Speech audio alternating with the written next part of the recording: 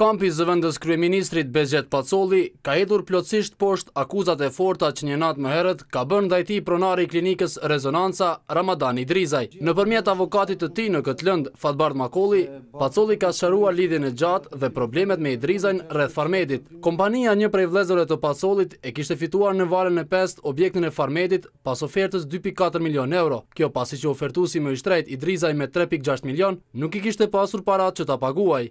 Më pas, Idrizaj ka kërkuar Pacollit që t'jap atij në pronësi Farmedin, mes që aty mund të ndërtojë një spital i mirë e modern.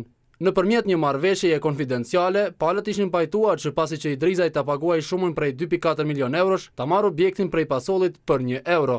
Por, sipas Pacollit, Idrizaj nuk e kishte bërë pagesën kurrë, sikurse nuk ishte përmbajtur një marrëveshjeje tjetër, sipas së cilës të dyja palët do të investonin nga 10 milion euro për ndërtimin e spitalit në këtë objekt. Nëse bartja patundshmërisë për kaq privatizimi i Farmedit është bërë me 16 shtator 2005 dhe gjitha kontratat tjera janë pas kësaj date, çfarë arsye ka zoti Bezhet Pacolli që t'ia bart atij në mjetet kur ky e bën deponimin pagesën sipas urdhëresës të Agjencionit Kosovar të Mirëbesimit.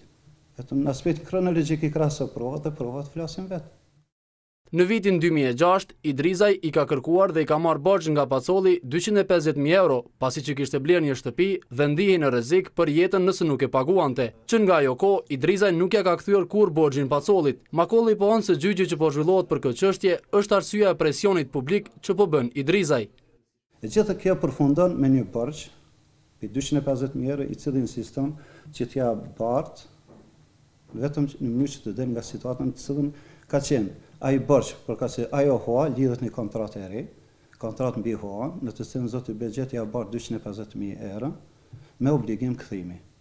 Ajo kontratë ekziston, bëhet transferi bankar nëpërmjet llogarisë dhe i njëjti nuk i përgjigjet kur vjen afati i kthimit. Si rezultati i saj, i njëjti zoti Bezhet Pacolli detyrohet që çështjen ta hap në procedurë gjyqësore në gjykatë themelore në Prishtinë dhe çështja është në procedurë.